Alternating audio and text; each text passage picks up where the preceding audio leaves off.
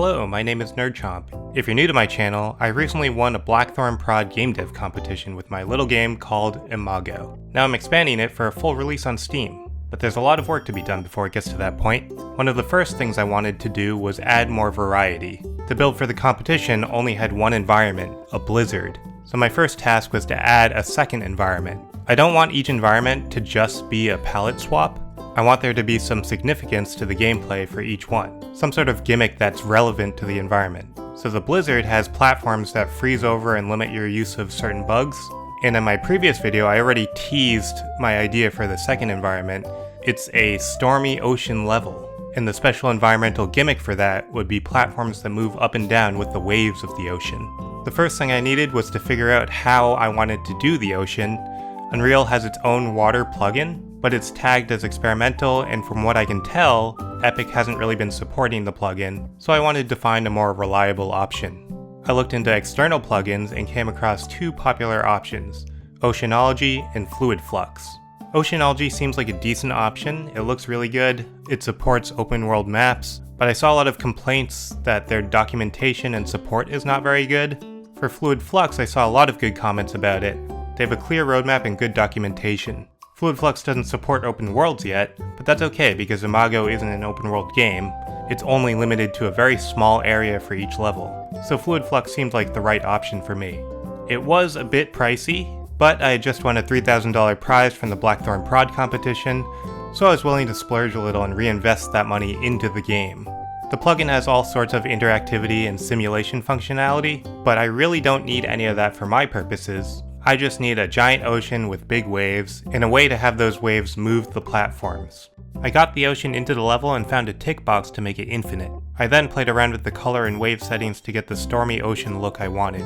I also used the ultra dynamic weather plugin that's already in the game to add rain and create the overall feeling of a big rainstorm. My plan in the final game is for the weather to start out calm and gradually ramp up as you progress, but for my purposes right now, I ramped everything up just to see what it would look like, and I think it looks pretty good.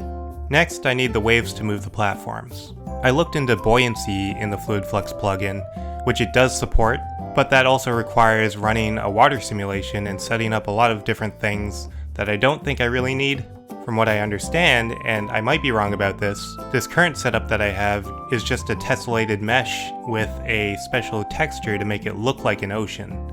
There's no actual water simulation, and I don't think I need water simulation to achieve what I want. All I need is the location of the water surface, and luckily for me, the plugin has a node that gets exactly that information. So in each of my platforms, I use that node to calculate the location of the surface for each platform. Simply just setting the platform location like that results in very weird, jittery motion, so instead I use an f-interp node to smoothly transition the location and make it look more natural. And this is the result. I think it looks pretty good. I was feeling really confident at this point. It looked great. I still have a lot of plans to add more obstacles and complications to the level, but the basic premise of platforms moving with the waves was working well. That's when I started up the game to see how it played, and everything broke.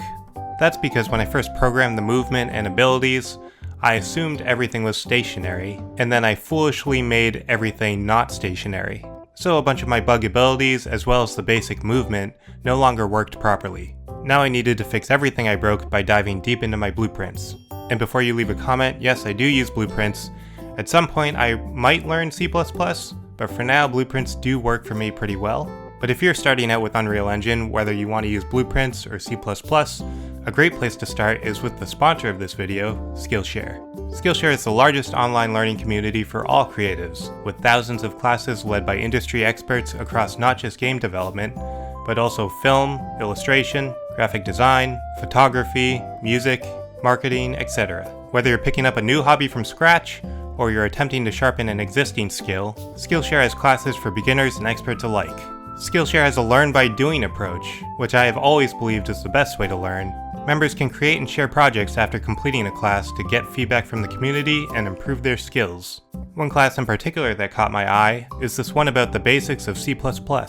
It's perfect for a beginner like me who is thinking about dipping my toes into the very intimidating world of C++. Click on the link in the description to join Skillshare and gain access to thousands of classes to boost your creative ambitions. The first 500 people to use my link in the description will receive a 1-month free trial of Skillshare. Get started today. Now back to my ocean level. Moving platforms had broken a whole bunch of things that I needed to address. The first thing was basic movement.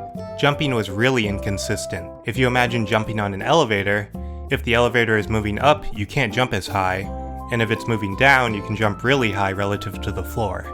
This was happening with my character, but because the movement of the platform is constantly changing, you could never really predict how high the character would jump.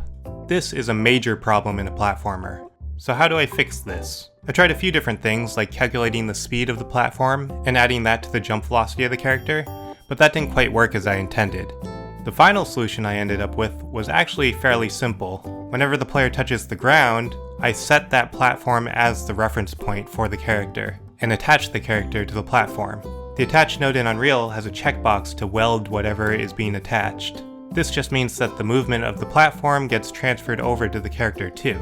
So if the platform moves up, that upward movement is also transferred to the character, even when they're in the air. Technically, this breaks the rules of physics for the character, but it makes movement more predictable and it just feels a lot better. Jump height is now consistent and the character moves in a way that the player would expect.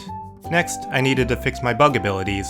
Some of them were unaffected, like the passive bugs, the wing flap, the dash, those were all unaffected, but the web zip, the wall climb, and the web tightrope were all broken. The web zip was pretty easy to fix. The way the ability works is that it sets a target point, and then it pulls the player towards that target point over time. In my old version, the target point was stationary, so with the moving platform, the player gets pulled to a ledge that's no longer there. To fix this, I just attached the target point to the platform, so it moves with the platform. The path of the player zipping through the air adjusts if the ledge moves from its original spot. The wall climb was a little trickier to fix. Again, the player wouldn't follow the wall if it moved, and would just hover in place. The same solution of setting a reference platform for the player fixed this issue, but it created a different issue. The player's collision disables when you're climbing, so if the wall moves below the ground, the player would clip through the ground. For this, I set up a line trace to detect if the ground is below you, and if it is, it detaches the player from the wall. This created a janky result of the player rapidly attaching and detaching from the wall if they try to climb the wall while it's moving downward. And to solve this, I calculate the velocity of the wall in relation to the player, and if it's moving downward, I disable your ability to climb entirely. And this produced the behavior I wanted. So now the wall climb is fixed. The last ability to fix was the web tightrope.